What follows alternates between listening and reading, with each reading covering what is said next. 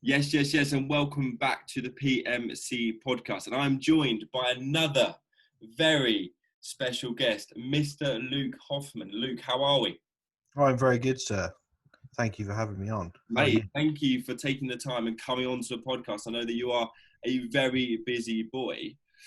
But if the listeners aren't aware of who you are, you mind just giving us a quick sort of brief description of what you've been doing, how have you got yourself into the fitness industry, and how have you got to where you are at the moment? Yeah, so I'm Luke Hoffman. I've been in the industry for, I don't even know, quite a few years now. Not that long in the scheme of things, but a fair amount of time. And I mean, I think what we've kind of become known for is that, like, me and my company, so me and Callum Raystrick, who I know is going to be a guest on this podcast soon, founded the Muscle Mentors, which is basically an online education company and physique coaching company within the UK. And our kind of goal is to basically educate coaches on how to be the best, provide the best level of service they possibly can, giving them an understanding of all the areas we feel people need to understand as coaches. So exercise mechanics, sleep, digestion, female physiology, hypertrophy, all these different areas, and understanding stress and basically how that all applies to the coaching practice itself. So kind of not just learning stuff for the sake of learning big words, but actually figuring out how we can apply that to our clients and kind of use that to get the best results possible. And yeah, so that's kind of our mission, our goal in that. Over the last year, we've been working on launching a kind of online education service for that, which launched at the end of February, which is our education portal, which is kind of created with that in mind. So we kind of do like lecture content on there, and then all the while we're all working with coaching clients, or all working with clients day to day, which is pretty cool as well. So just lots of stuff on that front with the name of just hopefully helping to make the industry a better place. Essentially, that's the goal. Sounds good, man. Sounds good. And as I spoke about with the podcast I did with Ryan, I've been doing the Muscle Mentors education portal for the last 2 months, 3 months, and honestly, it is fantastic. So if you are a PT out there, I know I've said this before, little boost up for you guys. But if you are a PT out there and you are looking to increase your knowledge in the field of training, nutrition, all that sort of stuff, go and sign yourself up. It is honestly fantastic. Luke, before we dive into the topic of sleep, as we are going to discuss today, how has lockdown been for you? How have you been getting on with it? Have you had to adjust your business? I know that you are predominantly online.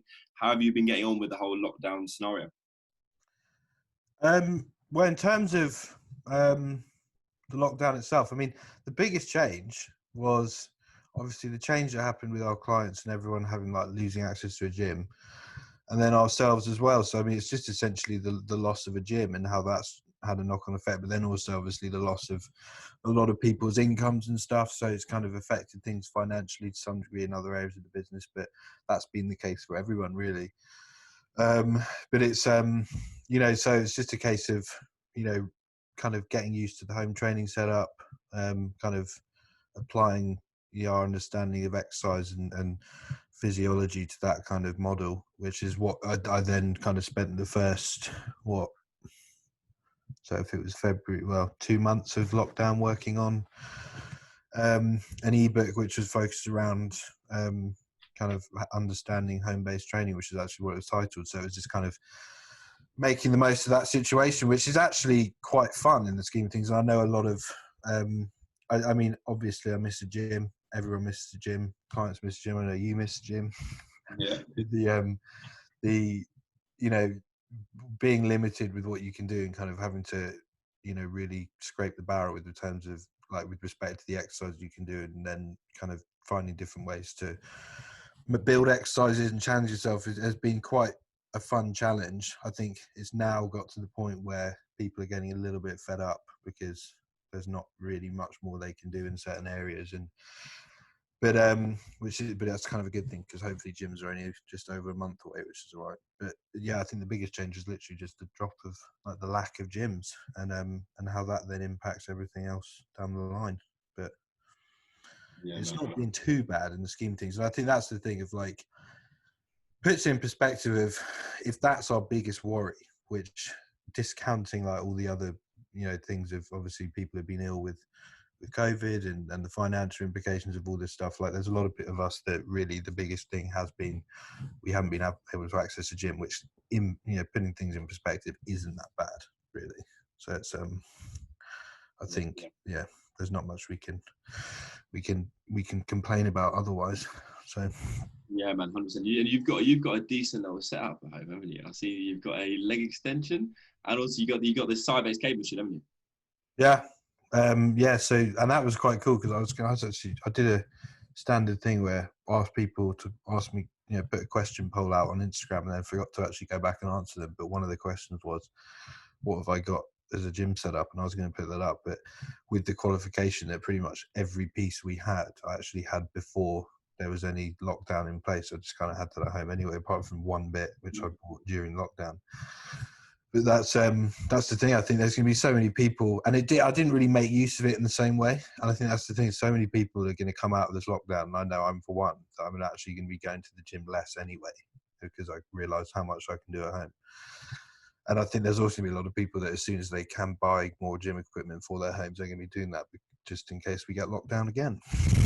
Yeah, man. And so I was speaking to someone about this the other day, about how there's so many things that we can now know that we can do and actually get a really good training session in. Like, so especially like when we go on holiday and stuff like that, we can actually still train quite efficiently, because we've got all these new tools in our toolbox. Yeah, amen.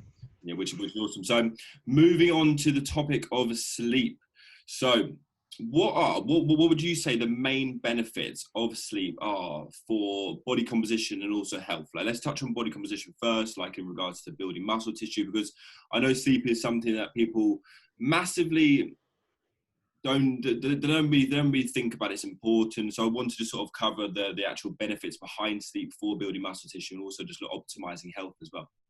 Yeah, and that's the thing of like, it is a, I mean, I think you've been through the sleep presentation I've done on the site. I planned on doing, that was like one of the things that was annoying about lockdown. I planned out doing loads of stuff on sleep for the site, and then we got hit with lockdown, and it massively delayed everything. So there's like one thing on sleep on the site, and there's a load more which I'm currently working on, which are going to come up.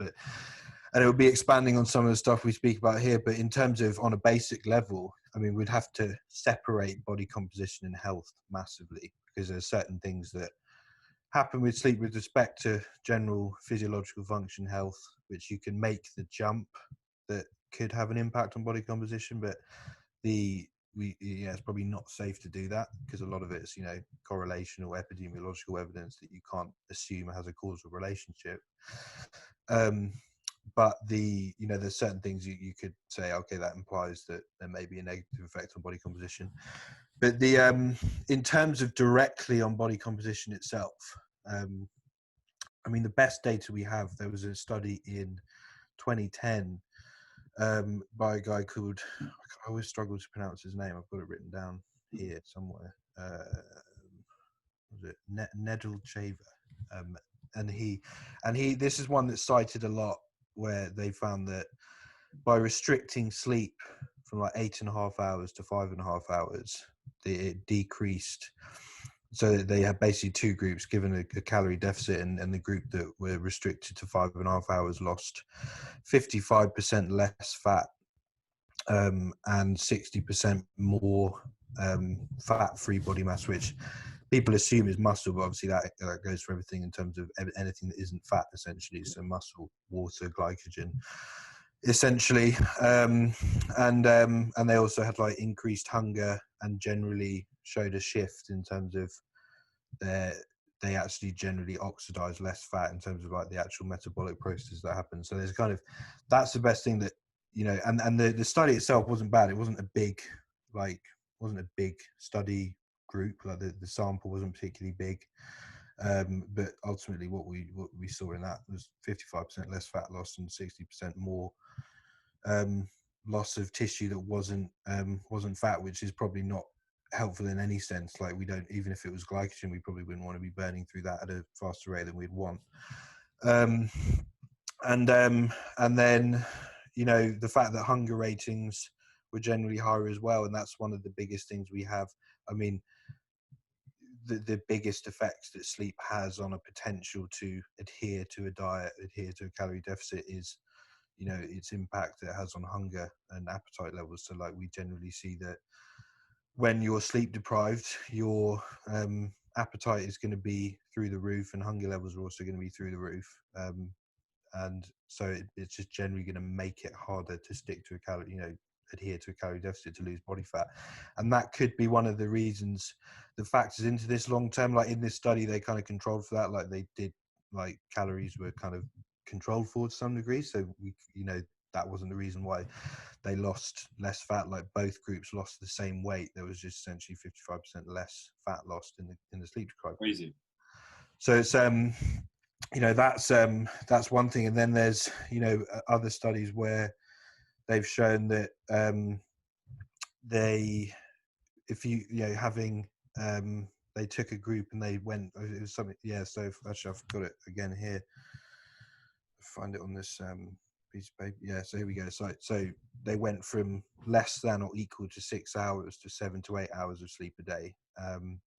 And they saw that shifting sleep from a short to a healthier amount of time is associated with attenuated gain in fat mass. So basically, the people that got more sleep gained 2.4 kilos less fat, which was compared to the people that stayed on short. So it's like there's this seemingly big relation to fat and muscle accrual that sleep has. And, like, again, getting more technical, that kind of comes down potentially to, well, mostly to its effects on metabolism, but then also to its effects on the immune system, because we know that there's a massive, you know, the immune system is heavily involved in building muscle and things like that. So, you know, whether it's that mechanism or not, who knows? But that ultimately it boils down to the fact that if you're someone who's interested in body composition, you would want to,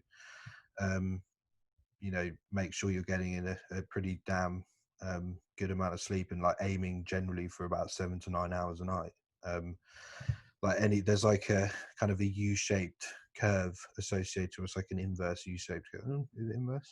No, it would be a U-shaped curve where the, like, less sleep people have. Well, so there's like a sweet spot which seems to be, and according to some pretty decent research, is about 5 to 8 hours. So if you're sleeping around 5 hours, you're generally going to be fine. It's kind of on the verge of being acceptable. I mean, it's generally accepted that you want to be as close to 7 hours as you possibly can, but 5 is generally not as risky as some people claim it to be. But basically, you know, both short and long duration sleeps are associated with higher mortality, so a higher risk of death. So the further down from 5 hours you go, so the closer you are to, like, 3 hours, but even the higher you go from 9, and that's where, like, 9 itself is arguably too much. Like, there's which is a really weird thing, that you'd think the more sleep you get, the better. Tends to be that the more sleep people get, the worse it is, the further it becomes dysfunctional. And there's, again, they're not actually entirely sure of why that could be, but there's loads of evidence that if you go as high as 10 hours plus, you're actually causing more risk to your health than if you had less sleep than 5 hours, which is quite interesting. And then, again, it could be that people that do that like sleep fragmentation is a big thing. So people might not know what that term is, but it's basically when your sleep is broken up. So people wake up and then they force themselves back to sleep, and then they wake up again and then they force themselves back to sleep. Like, if your body wants to get up, generally it's probably a good thing to listen to. And if it's kind of getting up earlier than you'd like, maybe trying to assess lifestyle factors and see if you can change that way. But forcing yourself back to sleep is generally regarded as quite problematic. And that could be one of the things that these, you know, because a lot of this data is observational, like epidemiological, where they'll observe big populations over periods of time, and they'll see, okay, you know, this population tends to sleep for a lot longer, and also they've got a higher mortality rate. They're dying quicker, and it could be that they're basically forcing themselves back to sleep more frequently, which is then impacting, health in the long run. So it's I think generally, the sweet spot, if you're interested in body composition and health, which is where they do interlink, but obviously they are two separate things, you probably want to be in the 7 to 9 or even 6 to 8 hour mark, like somewhere in there, 6 to 9, somewhere like that. That's generally what we'd suggest. It's funny how you said about the hunger and appetite sort of style on if you do have sufficient sleep or you're much less hungry, because I've been currently dieting at the moment. A lot of people know I have, and this has probably been the easiest diet that I've ever done in my life in regards to like my energy levels and also my hunger. Like, I'm not hungry at all. I've just been sort of just going through the process, and the only really thing that's changed within my life within this diet is I'm getting my sleep routine is fantastic. I'm getting about 7.5 hours every single night. I go to bed at the same time and I wake up at the same time, and it's just flawless sleep pretty much. And I'm just a lot less stressed. And those two things are just like, and this diet has just been so easy for me to adhere to. There's barely I could probably count on one hand the amount of times I've actually been like, oh, I'm really hungry. But apart from that, I've just been sort of going through the process But back when I used to PT all the time and when gyms were open, I would sometimes get like 5 hours sleep. I'd sometimes get home at 10 o'clock, have to like shove a meal down me, then be back awake at 5 o'clock in the morning to go do a PT session. And back when I was dieting in those scenarios, I used to find this so hard. I used to be hungry all the time. I used to just crave food all the time. So it's really interesting that, and the fact that like it does play a huge role with regards to appetite. Yeah, and it's it is very interesting. Like the appetite side's, like I say, it's probably it's arguably the most profound area that you'll see sleep affect, and then the knock on that has to both health and body composition is equally profound. But like the data on that is extensive, and I think that's one that's where it's most commonly talked about. And like, I don't know if it's come up on the podcast yet, the like leptin and ghrelin, have they come up at all? No, not much. No, it'd be awesome if we touch on them. Yeah, so leptin and ghrelin are basically leptin is technically I think it's actually regarded as a cytokine now as opposed to a hormone, so like an inflammatory molecule or an immune system molecule, but we'll call it a hormone. But it works kind of on a seesaw with this other guy called ghrelin.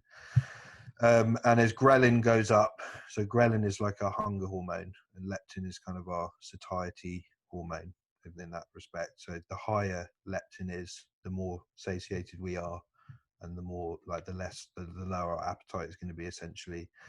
And the higher ghrelin is, the higher our hunger is going to be. And those two obviously kind of work. So if like we'd expect, leptin's going to be high, generally speaking, ghrelin will be lower. So if we're kind of feeling satiated, leptin's higher, ghrelin's probably going to be lower. And then as like ghrelin kind of rises, we'll typically see an inverse kind of action in leptin, or it's like vice versa, like leptin drops, ghrelin will kind of is in a sense kind of rise. So the lower leptin levels are, the more like our appetite is stimulated, and the lower or the higher ghrelin is, obviously the higher appetite or the higher our hunger is going to be. So it's kind of, there's this seesaw interaction between these guys, and like they've done studies where they've looked at leptin levels.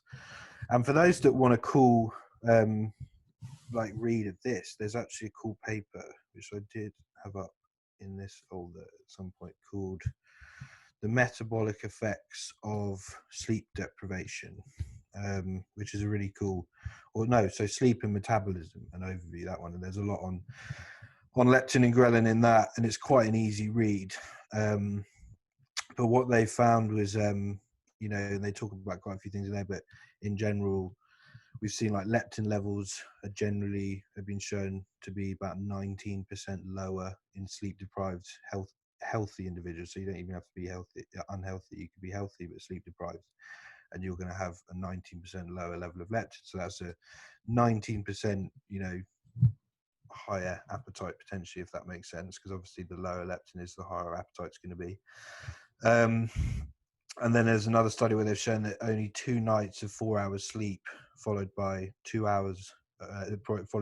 nights of 10 hours sleep led to 18% lower leptin levels and a 28% increase in ghrelin levels. And then on the actual subjective side of things, they had like a 24% increase in hunger ratings and a 23% increase in appetite ratings.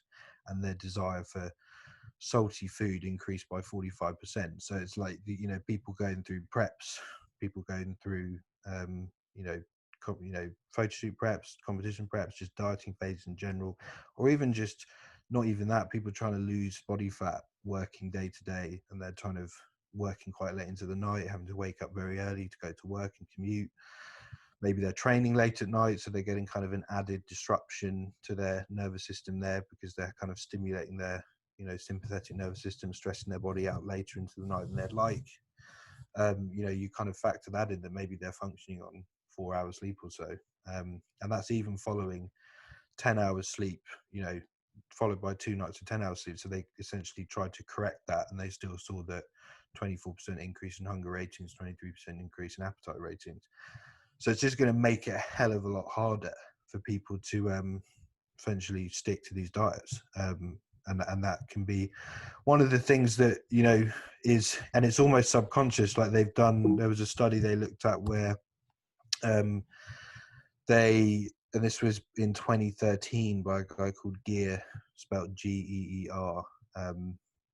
And so they looked at, the quote from the study actually was, despite consuming more calories across the night, sleep deprivation resulted in a significant increase in appetitive desire for weight gain promoting (high calorie) food options, the magnitude of which was proportional to the subjective severity of sleep loss across participants. So if participants felt that they were really sleep deprived, they tended to eat more, and if they felt less, they ate less. But the sleep deprived and the well rested participants, they had two groups obviously, and both showed the same, they reported the same levels of hunger.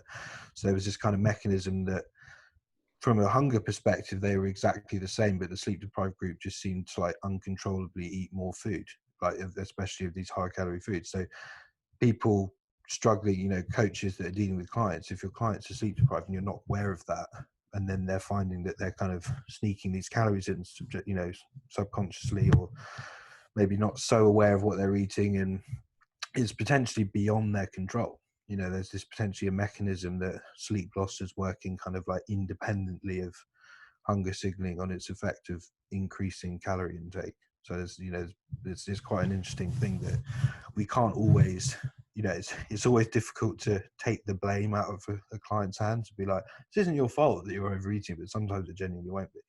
Like if someone's really stressed, really sleep deprived, it's crazy. It has a big effect, and it might be beyond their control.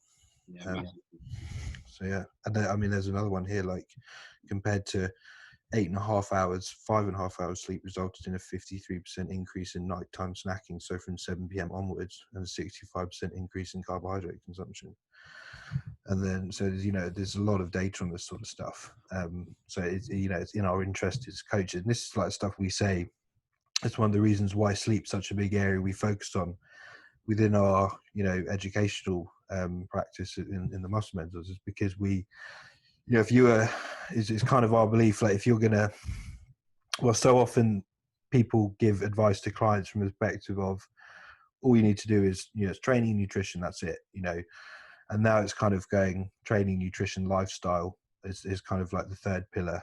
And you could go a step further and break off another pillar and say training, nutrition, lifestyle, sleep. Like sleep should be something that probably has as much thought placed around it as training and nutrition, especially when you consider the impact it has on both those, like independently. Like we can get into the effect it has on training as well, just from a cognitive standpoint, and impacting, performance in the gym. Sleep deprivation is pretty tragic for what it can do to people training. So if you're trying to preserve as much muscle and build muscle within a gym during the dieting phase or anything like that, it's going to make that a hell of a lot harder. Yeah, that's something I was going to quickly touch on as well. With regards to insufficient sleep, if we are an individual who's trying to increase muscle tissue and we are getting insufficient sleep, are we putting ourselves at a less of an advantage to grow muscle? Yeah, I would wager. I mean, for me to go, yeah, it's like some people might disagree with that, because, like, again, the data at the moment you'd be like, okay, there's only a few studies that show an effect on muscle, but we have quite a lot of it, sleep's effect on testosterone, for instance. Like there was a study where they looked at sleep deprivation on undergraduate students. So it's like, relatively, young population. Yeah. But they saw that in the sleep deprived group, there was like a 27% decrease in testosterone levels. So given testosterone's role as an androgen in, promoting the growth of skeletal muscle, via, obviously it's not just testosterone, but it's a big factor in that. One of the things that we see, one of the arguments you can make as to why, calorie deficits are so detrimental to muscle is because we see like this collective decrease across like all the main variables that kind of influence muscle growth from a hormonal physiological perspective. So we see, if we restrict calories, we'll see testosterone go down, we'll see insulin levels drop, we'll see IGF-1 levels drop. And those are three players that are very powerful with respect to driving hypertrophy. And when we increase calories, we see those guys drive up. So it's like again, that could be part of the mechanism there as to why a surplus is so important and things like that. But obviously you can take that too far. But yeah, just from a sleep deprivation point, 27% decrease in testosterone levels was pretty substantial. And again, they didn't apply that to how effective, did that disrupt their ability to build muscle? No, but we could probably assume it would have at least a minor effect. You combine that with, appetite, and all that stuff. And, I mean, maybe that's a thing of like being sleep deprived to increase appetite could be a valuable thing, but then you factor in again, that just looking at testosterone, if we look at insulin sensitivity is something that is touted as, a lot of people claim that that's like the most important thing for fat loss, and it's, and generally speaking, that's the most important. It's kind of now recognized as, from a health perspective, it is obviously very important, but from a body composition perspective, it doesn't necessarily play a huge role in fat loss. But there is reason to think that it could play a role in its effect on building muscle because of how anabolic insulin is. So insulin obviously binds to receptors on muscle tissue and allows for like glucose uptake and triggers a lot of other downstream anabolic pathways that drive hypertrophy. And if your cell is, muscle cells are less kind of sensitive to that action, you're potentially going to see a drop in insulin's anabolic and anti-catabolic actions. So obviously insulin can increase muscle protein synthesis and also decrease muscle protein breakdown, which are both things we want to see when we're building muscle. So if we're less sensitive to that, it's potentially not a great thing. And again, they've done studies showing that like 4 nights of sleep deprivation and there was a 2012 study on this, I believe, showed like a 30% reduction of insulin sensitivity. And there was, there's also one like 6 nights where they did 6 nights of 4 hours sleep led to a 40% slower rate of glucose clearance from the blood, and a 30% lower level of non-insulin dependent glucose disposal, which is basically your body's ability to get glucose out of the blood without reliance on insulin, which is kind of a good marker of general, cellular health and things like that, and metabolic health in general. And then, 30% lower acute phase insulin response, which is essentially that the first phase that, when you consume food, like there's phases of insulin response. It's released in phases, and that first phase was 30% lower in its action. So there was just less action of insulin, like the body kind of was just less, essentially giving the signal that it didn't want insulin in the picture as much, which is, that ties into how insulin sensitivity works with like oxidative stress, which is a complicated topic. But what we can take from that is, if we've got, we're less sensitive to insulin, we've also got lower levels of insulin, we're potentially going to see a general lower level of anabolic activity. And again, that's a bit of a jump, but it's probably a relatively safe jump to make when we understand the mechanisms of those hormones. So again, like those studies didn't then conclude that, you know, sleep deprivation was detrimental for hypertrophy, but from our understanding, it would probably be safe to say there's probably an effect. And again, when you couple that with the effect on testosterone and things like that, it's probably quite a has a significant effect. And then again, you could go into the immune system as well. But I mean, the only thing we need to understand on that at this level is sleep has a very, you know, it can cause an overactive immune system, but also a suppressed immune system. Both of those are going to be quite detrimental to hypertrophy. And again, it's a stretch to say that, you know, the immune system, activation of the immune system in any aspect is going to influence hypertrophy, because there's different branches and they all do different things. But the areas that sleep affects on that front will probably impact, you know, our response to hypertrophy in some respect.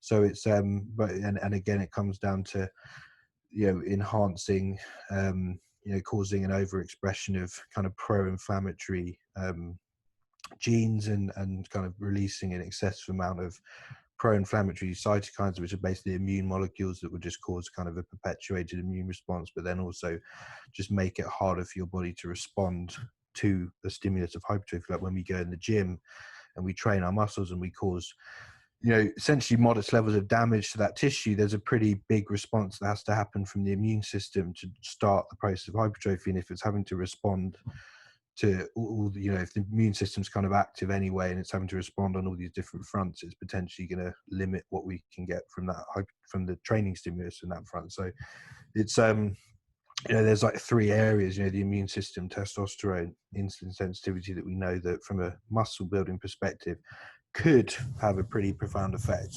And there'll probably be some evidence, you know, unless I've missed it so far, that, you know, comes out confirming that more directly there's a pretty, you know, direct effect of sleep deprivation on muscle building. So it's pretty powerful stuff. Yeah, so basically you'd be silly not to optimize your sleep if you are wanting to optimize your body composition and also your health. Yeah.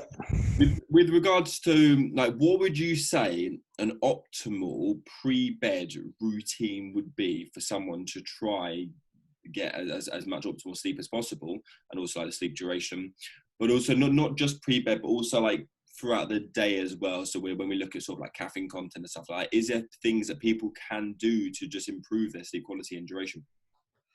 Yeah, there's tons. And the way I like to do this is always start with, you know, the less invasive lifestyle interventions that aren't going to necessarily cost a lot of money. So it'd be, you know, reducing caffeine content would be a very good one. Like, we know that from a perspective of, you know, caffeine's effect on,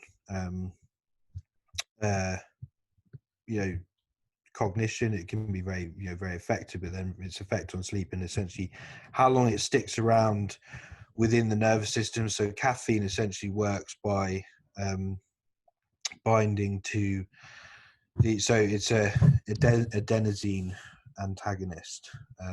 So adenosine is a molecule. So when we have ATP, which people might be familiar with, which is essentially the energy currency of the body, and when that's broken down into, you know, like adenosine essentially gets released, which is this guy that then travels to our nervous system, you know, areas in our nervous system, and binds to these adenosine receptors to stimulate drowsiness. And that's like one of the things that affects sleep onset. There's a couple of things that do that, but obviously as more and more adenosine builds up during the day, we get more and more drowsy, and it kind of pushes us to sleep, which is kind of that, you know, that homeostatic sleep drive it's termed. And if we have caffeine in the mix, so caffeine basically works by going in and binding to those same receptors, because it looks quite similar to adenosine on a molecular level, so it can kind of fit into the same lock, and then it stops adenosine from binding, so it kind of prevents that drowsiness from occurring. And it can kind of sticks around in the body for around 3 to 7 hours, depending on, you know, the individual. And again, there's like a big individual variance there. It comes down to like metabolism and the accumulation of caffeine and all these different factors. But the what we what we can take is, you know, the more caffeine we have in the system, especially later on in the day, it's probably going to affect our ability to get sleep. So taking into account that half-life, which says about 3 to 7 hours, which is the time it takes to remove half the amount of caffeine. So if you take in 200 milligrams of caffeine, potentially 7 hours later, there's going to be 100 milligrams still in your system. So if you took that at, you know, a lot of people get in the habit of going to train after work, and they go into the gym at 6 p.m. and they have a pre-workout with 300 milligrams of caffeine in, you know, there's 7 hours on from that. So what would that be? 1 o'clock in the morning, they're still going to have 150 milligrams of caffeine in their system. That's not going to be very helpful from a sleep perspective, especially when they've just trained and stimulated their nervous system even more. And there's a lot of people that will claim, oh, I have caffeine all the time, and that's, you know, I'm fine, I sleep well. And it's like, okay, you're probably managing to sleep, but I guarantee if you probably don't know what a truly good night of sleep feels like if that's the case. Like, physiologically, like, it's pretty much confirmed that that's going to be detrimental. I would just challenge you to try and remove it for a period of, you know, or just change when you drink it, like put it earlier in the day, try and change your training time to earlier in the day. But if you can't, just resort to supplements that can still have a, you know, positive effect on performance during that time without the stimulatory effect.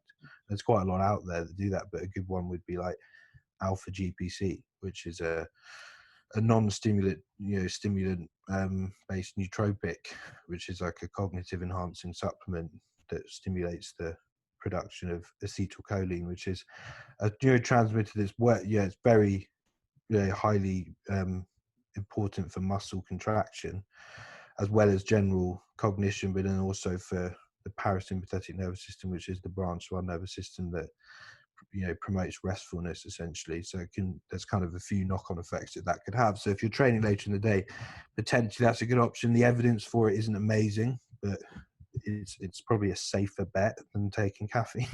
So it'd be stuff like that, and just and figuring out, you know, the application of caffeine to your day and essentially timing that a bit more appropriately. Like that's one mechanism that is very easy to implement. And like I say, you can figure out ways to, if you can, train at earlier times in the day, so you kind of have less of that sympathetic nervous system arousal later on at night, which is, you know, again, for some people can be detrimental. For some people it's not, and if you train far enough away, you know, even training at like 7 o'clock, and if you're good at then winding down after, you'll probably be fine, because again, it's still at the end of the day going to contribute to, you know, that, like I said, there's two different processes that drive sleep. So we have like the circadian, you know, processes, and then the homeostatic process, which is what we spoke about, like adenosine. Essentially, as we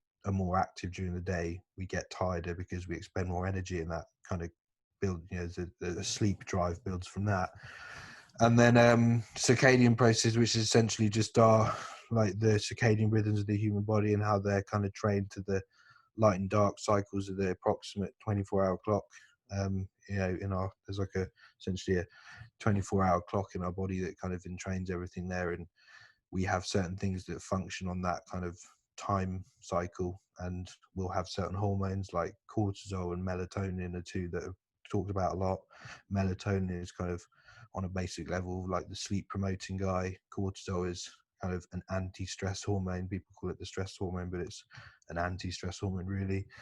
But he is kind of stimulatory in his actions, and what we want to see is cortisol kind of peaking during the earlier hours of the day and kind of coming down nicely over the rest, you know, towards into the evening, kind of hitting a baseline around the time we go to bed, and melatonin following the opposite, you know, side of things. So it would be very low in the morning, and then it would kind of start rising throughout the day, and then it would probably hit a peak around the time we go to bed. So we have those two, you know, kind of like leptin and ghrelin in that sense. They're kind of working on that inverse action.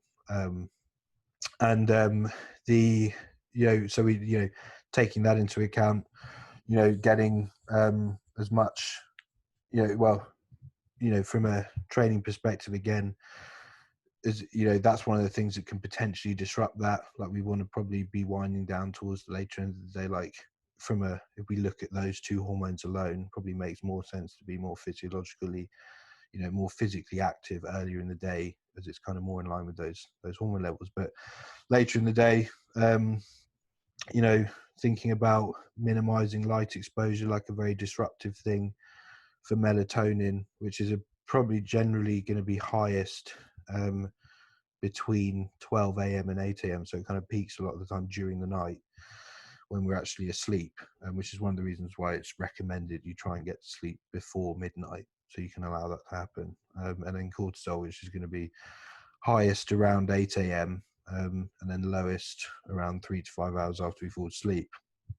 The sleep artificial light is very disruptive for melatonin. Like, it's been shown that I think as little as 30 minutes of or maybe it was 10 minutes of artificial blue light, which is what's often you'll get from tablet screens, phone screens, TV screens, computer screens, all this stuff, unless you can like have filters on, which still only reduce it a little bit. But this is where like blue light blockers come in. But as little as 10 minutes, I think, has been shown to delay the melatonin secretion at night by up to 30 minutes.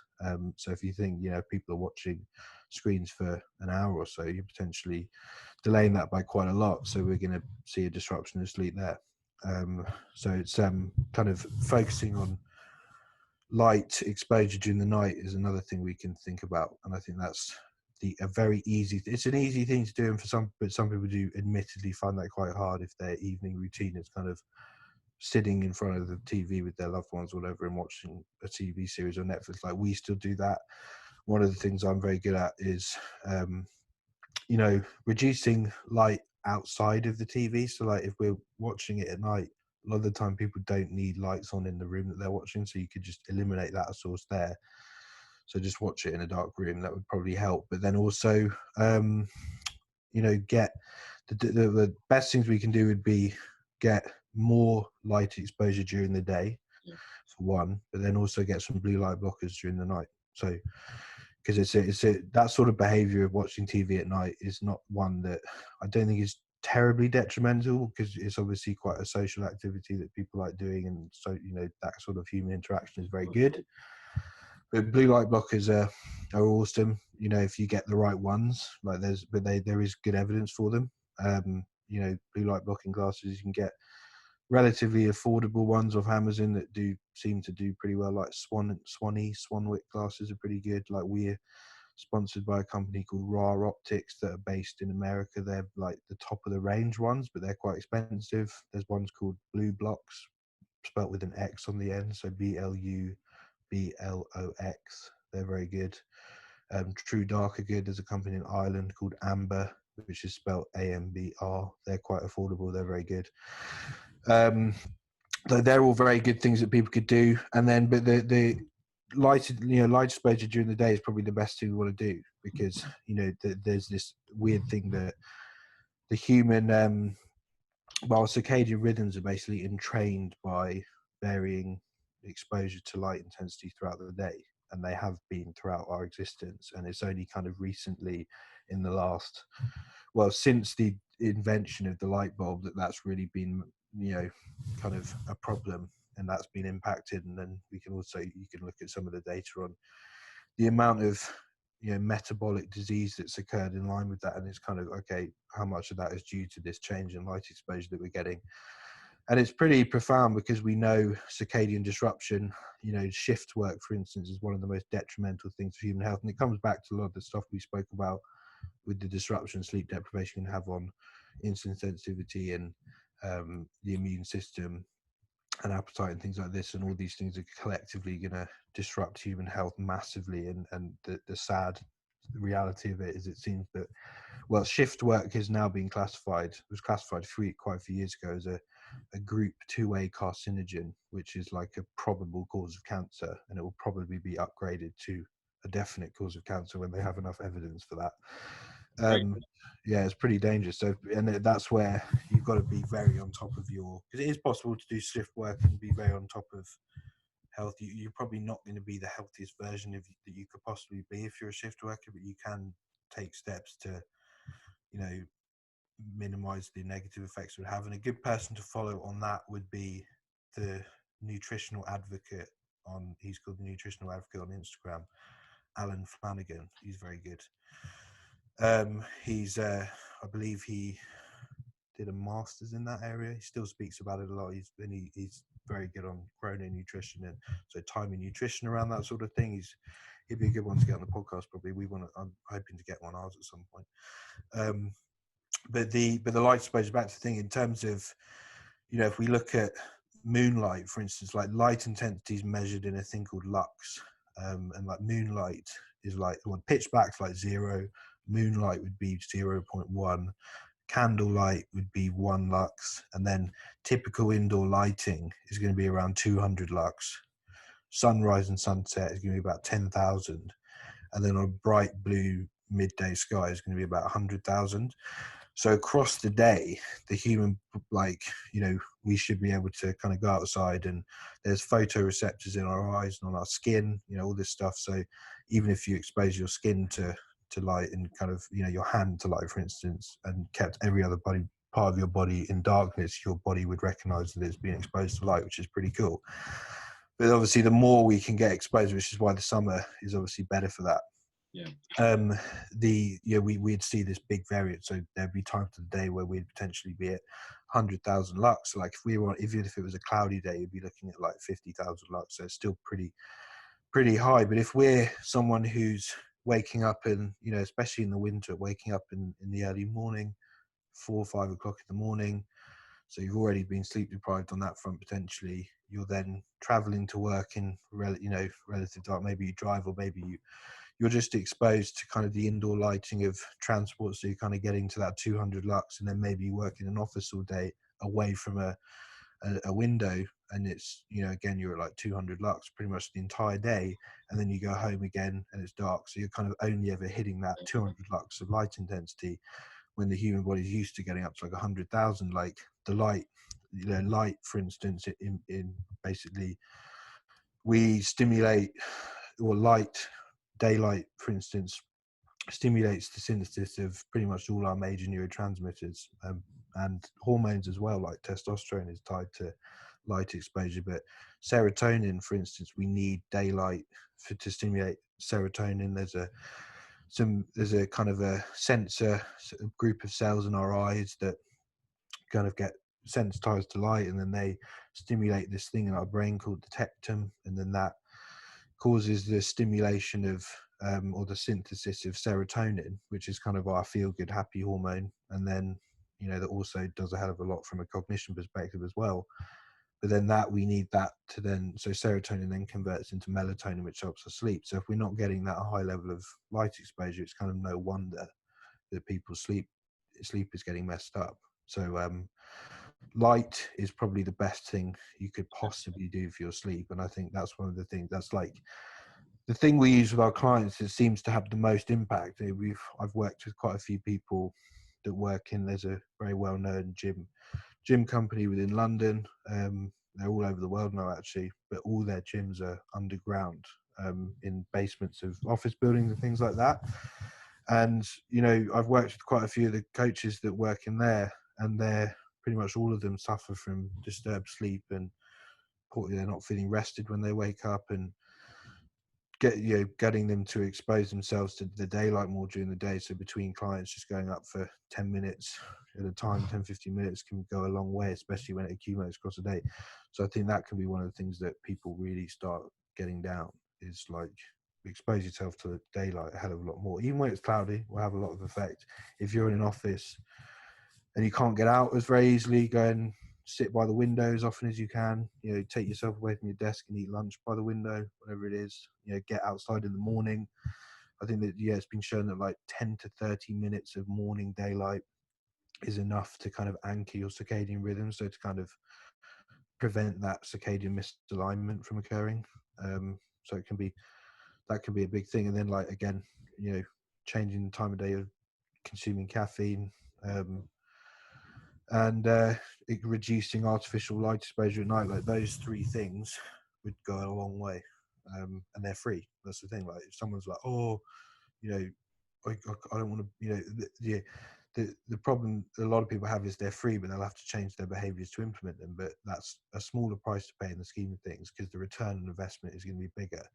But a lot of people would rather pay for, 5-HTP supplement, or Yeah, you know, everyone would want a quick fix. yeah, Just which might, that's the thing. The effect that those sort of supplements have is minor in the scheme of things, and especially it's going to be nothing if your general sleep hygiene is crap. So they're the sort of things. Again, it comes back to, like, from a nutritional perspective, people say, what supplements do I have? And you're like, well, you haven't actually nailed the nutrition. So the definition of a supplement, which is to supplement to enhance what's already there, then you haven't even nailed the foundation. Same thing with sleep. There's no point in introducing a sleep supplement if the actual sleep practice itself is completely out of whack. So work on the lifestyle first, and then bring the supplement in.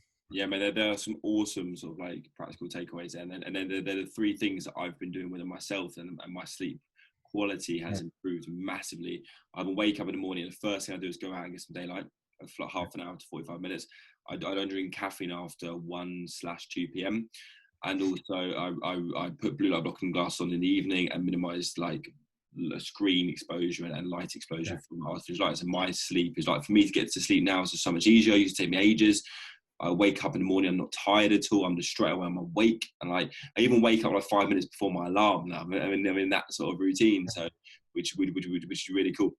Yeah, and that's the thing, like on the electronic side, I just pulled up, I've got some notes on that, so that they did a study 2013, where they did 1 week of exposure to an electrical lighting constructed environment, which was around 1,000 lux. So still more than 200, but it resulted in a 2-hour delay in melatonin onset, midpoint, and offset. So basically the point that their melatonin peaked in the night was 2 hours later than it normally would be. So you think again, and then that resulted in it measured it's a 2-hour shift in their internal circadian rhythm, which then kind of caused a lot of other dodgy symptoms. And then there was another study where they looked at 4 hours of reading from a light emitting e-reader before bed versus reading a book under dim light, and the e-reader resulted in, like you said, increased time to fall asleep, so increased sleep latency, a delayed circadian clock, suppressed melatonin, decreased delta and theta brainwaves. So delta brainwave is the slow brainwaves that we'd see in deep sleep, so they basically had less deep sleep and reduced REM sleep, and then they were less alert the following day. So it's kind of, that sort of thing, like limiting electronics can go a long way. And if that's it, if someone's like, oh, but I like to read, just read a book. Yeah, 100%. 100%. What I wanted to touch on with you and then go through in a bit more detail is, obviously earlier we spoke about having less than 5 hours sleep. We see like detrimental effects within health and also body composition, actually quite like extreme sort of like bad things happen from that. If we obviously that like having a sleep duration above like 5 to like around about 7 to 9 hours within that time frame is going to have like beneficial effects.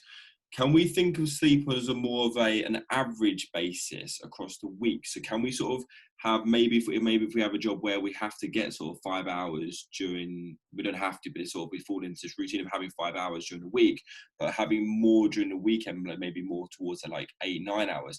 Is there any benefit of sort of doing that, or is it more think of it as a more day-to-day sort of point of view? I mean, the views on this are interesting, because the view from sleep scientists and people that take their sleep very seriously, like I take my sleep seriously, and I'll still see a slight variance in the times I go to bed every night. Like, it's realistic to expect that. I don't think we can ever say to someone, you have to go to bed at the same night every night, at the same time every night, and you have to wake up at the same time every day. It's not practical. It's probably optimal, but again, that just comes back to like, what's optimal is not always what's practical. What's practical. So it's and that's where, like, there's the view of, I think Nick Littlehales, who wrote a book called Sleep.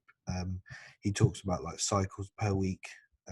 So you'd rather, sleep approximately occurs in 90-minute cycles, but this can be like 120 minutes. So it's like, this would vary massively depending on the individual, and you're not really going to know. So this is where you'd have to trial and error this approach. But if they were 90-minute cycles, you'd probably have approximately 5 cycles per night, which would equate to around 7.5 hours. Yeah.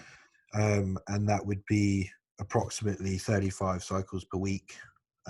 So you basically, rather than saying I need to get this much per night, you say I need to get 35 cycles in per week, and I'll work in those 90-minute cycles.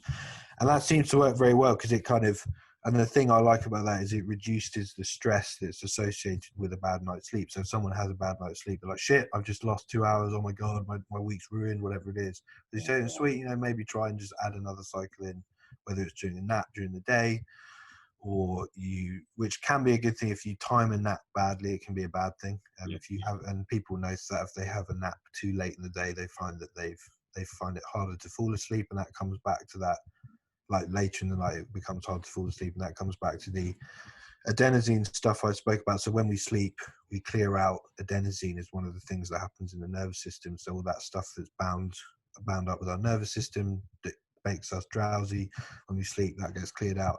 If you have a nap too late in the day that's maybe too long, you'll clear that out prematurely, and then so you've kind of done half of the job of sleep anyway. So then you go to sleep at night, and it becomes harder to fall asleep because you've essentially lost that other. You're relying more on just the circadian rhythm as opposed to the circadian drive sleep, as opposed to the homeostatic drive. So be careful with naps, but they can be very good. And so you could do it like that, or you just say, okay, I'll go to bed an hour earlier this night. I think the one to aim for is I probably would wake up at the same time. So if you have one night where, and the rule of thumb I tend to go for is get up when your body wakes you up, unless it's like 2 o'clock in the morning. But if it's and in that case, you go back to sleep, but you probably, you don't want to be waking up at any point during the night, even if it's to urinate. It's that's a sign of disordered sleep to some degree. And it's a lot of people just live with that, and it is solvable. I've done that with a lot of people. It's quite easy to solve when you just, again, you address stress management, lifestyle, how much water they're drinking, all this stuff. It can easily be fixed, and realistically everyone should be able to sleep all the way through. But if you're waking up at 6 a.m. during the week, probably keep it that way on the weekend, because it's that, like we said, the sleep fragmentation is maybe not the best thing. But if there's days where you go to bed a bit later, but if you go to bed later on the weekend, then you just naturally wake up later, roll with it. It's not the end of the world. And I think that's the thing. I think removing as much stress as we can about, around sleep is probably a pretty good thing we can do. And again, that sleep cycle approach of 35 cycles a week, allows for those later bedtime some evenings, which is pretty good. And I think it's just realistic. So I think, that can definitely be one thing. If you're someone who can stick to the same bed and wake times pretty much all the time, and maybe there's just for me personally, they're pretty similar. There might be an hour's difference here and there sometimes. I might go to bed a little bit late, an hour later than normal sometimes, just because we're watching something good, or I just decide to, whatever it is. It's then it doesn't really have a huge effect in the scheme of things. So I would say do what's practical, but just make sure the sleep itself is as high quality as you can make it. It's really cool to think about, is in more of the cycles and actually collecting those cycles across the week, instead of, like you said, it's huge. I know I've been the case, when I've had a bad night's sleep, or when I've couldn't go to sleep, age to get to sleep, whatever, I panic, and I'm like, this is that was an awful sleep. My week's gonna be ruined, my training's gonna be bad. But taking that away from it and thinking more, okay, cool, let's just try and get as many between those cycles across the week, which is really good sort of thing to think about. Probably, yeah. I mean, it's probably one thing that I wouldn't take the piss with it. Some people might be like, oh, I'll have one cycle this night and I'll be fine, and I'll just make up for that. Yeah. You got to be realistic with how much you can make up, because if you lost if you had 3 hours of sleep one night, the chances of you making up 3 cycles the following night is probably not realistic. So you might have to add in one cycle across the next 3 days. But again, the idea that you can pay off a sleep debt, that you kind of can be sleep deprived for a few days, and then you just have one big night of sleep and it'll counteract all that negative effect. It doesn't work like that. So you will have incurred some negative effects, but stressing about it's probably going to make it worse. So yeah, I mean, I generally, as you can prioritize the quantity and quality of sleep you're getting, you'll probably be in for a good shot of anything. But then it's important to understand that it will have negative effects on performance. There was a study I pulled up just let me find it. It was this one, yeah. So sleep loss negatively affects physical performance when it contains a substantial cognitive component or necessitates large amounts of neural control. So resistance training at a pretty high intensity, if you've had a pretty bad night's sleep, knowing that going into your session could be quite a good thing to know, because you may well not be as strong, or you might get fatigued quicker. You might feel you just might feel pretty crap during that session, whatever it is. It might be harder to actually contract the tissues and connect to them. Understanding that could be quite a good thing, because you can kind of prepare yourself, but then you wouldn't want to like tell yourself you're going to be crap, because a lot of the time people have a crap night's sleep, they go in and they actually are absolutely fine. But if you did happen to have a bad night's sleep, or bad training session, like I did a post on this a while ago where I was like doing the pendulum squat in Halo. Yeah, and I smashed it one week, and then the same session the next week, and I had the worst night's sleep, and I lost I think I did 60% of the reps, so it was like a big drop. And I couldn't work out why. In the time, I was like, it's rubbish. And then I kind of sat there reflecting after, and I was like, oh yeah, my sleep last night was terrible. And I was like, that's probably why. That's the only thing that was out of normal. And it's like, that's the effect it can have. So using that, not as an excuse, but as an explanatory tool to understand why you've maybe seen a detriment to performance, that can be pretty helpful to some people. It can be very helpful as a coach with your clients as well. So if clients are checking in and they're like, oh, my training was crap this week, and then you look at their sleep data and you're like, well, I'm not surprised. No wonder. Yeah. Cool, man. Sorry, man, you go. No, you go. So last question I wanted to touch on regarding sleep is, if an individual is tracking their sleep and wants to know a little bit more about their sleep and how long they're getting within this sort of stuff, what is the best way they can track it? I know that you guys are Oura Ring fans. Yeah. I've just got an Apple Watch, and it's pretty good. I suppose I doubt it. It doesn't track data as in stuff like REM sleep. It doesn't track like the stages of sleep. It just tracks like duration and quality and deep sleep in a sense, and that heart rate upon wake and stuff like that.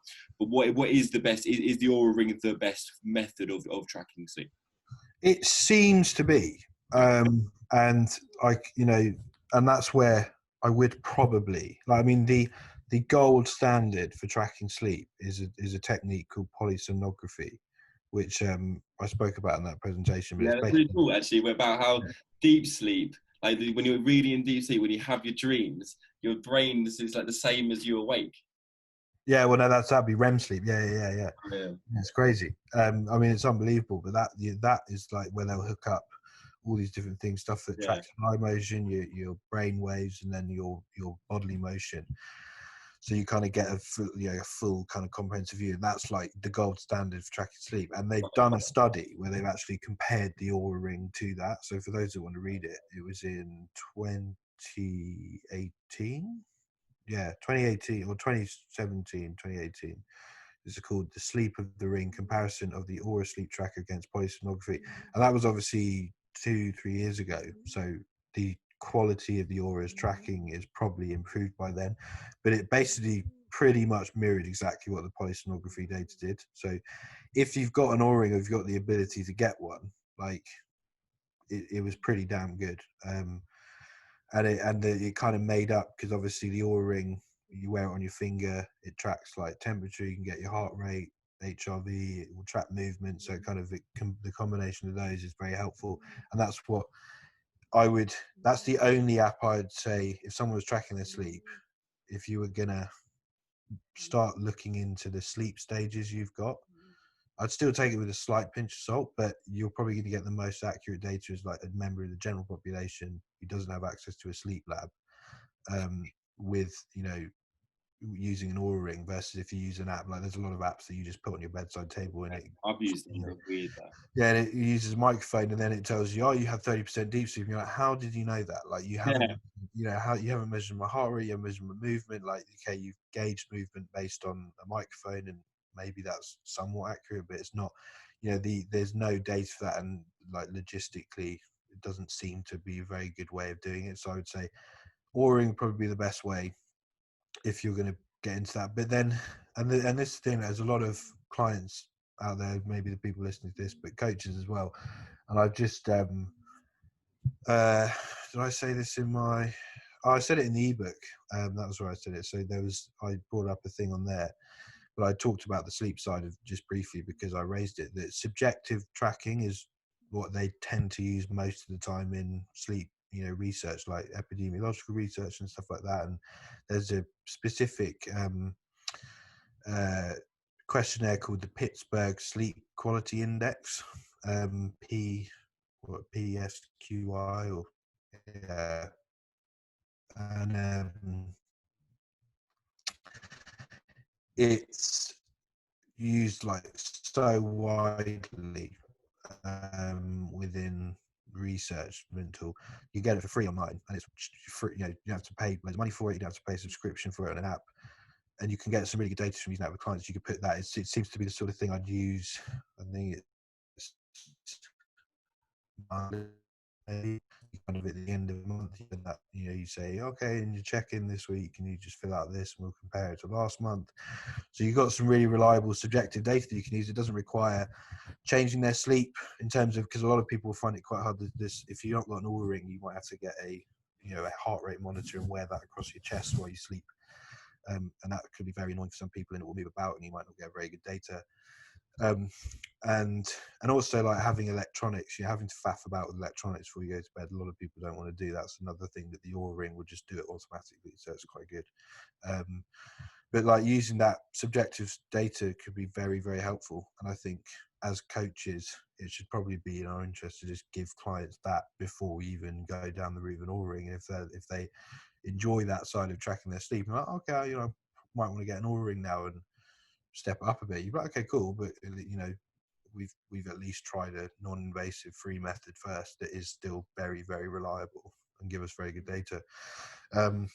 But that being said, that would be for those other trackers. Would be, if we're looking at the percentages of sleep stages, they're probably pretty decent for overall sleep efficiency. So the quality of your sleep, like how much time you spending in sleep. So if you're going to use them, they're probably right. I just wouldn't go off if they give you like, this is how much percentage of deep sleep and REM sleep and light sleep you have. I wouldn't take that. I wouldn't I probably wouldn't consider that. I'd just be like, okay, this is giving me an 86% sleep, sleep efficiency. I'll, plus or minus 5% on that is probably accurate. And then you can say, okay, that's a reliable thing to measure. But again, one of the best things, and I always ask clients for this, regardless of whatever tracker, is just getting their score out of 10. What do they feel? How do they feel they slept? Because a lot of the time, that's the most important thing. Like, the app could say, "Oh, you slept 70%," and that's not very good. And then they're like, "But I feel great." And you're like, "Okay, I know there's a few things that can make you feel great, even if you've had a crap night's sleep, like excessive, heightened adrenal output, because your body's a little bit more stressed, can kind of mask the fact that you're actually not that well rested." Yeah. But like, if it's consistent, you're like, I feel pretty good, and I'm not getting drops in energy, and I feel like I'm getting a 9 out of 10. With this app telling me I'm getting 70, I'd give your subjective measurement more weight than the app, because your body knows itself better than an app. So Yeah. I would always listen to the body, but and just try and use the least invasive measurements possible. That's probably the rule. Yeah, mate, it's absolutely awesome. I am gonna wrap the podcast up here, mate, because we've just done over an hour worth of absolutely incredible sleep content, mate. It's been really, really good, man. I hope the viewers and listeners have enjoyed it as much as I have today. I just wanted to say, mate, thank you so much for coming on the podcast and giving us all your knowledge behind sleep. It's been awesome. My pleasure, sir. Yeah, it's been absolutely awesome. Have me on. Mate, you are more than welcome. You're more than welcome, guys. If you're listening to this on iTunes, please can you give it a review? And if you are listening to it on YouTube as well, please can you like and subscribe? Before we go, Luke, can I just quickly say, where if someone wanted to reach out to you to ask you a few more questions about sleep or for coaching and all this stuff, where's the best place for them to find you? I'm mainly active on Instagram, so just Luke. was it at Luke _ the Muscle Mentors? I always get my absolutely there. So Luke _ the Muscle Mentors, and then our website, you know, probably would be a good place if you wanted to inquire for coaching or anything like that. I'm not actually taking clients at the moment, but I've got a waiting list on there. But www.themusclementors.co.uk, and if you're a coach or anything like that, that's where our education portal is, and there'll be a load of sleep related stuff coming soon on that as well. So yeah, that's where you'll find us. Amazing. Again, thank you so much for coming on, Luke, and I hope you enjoyed the podcast, guys. Cheers, guys.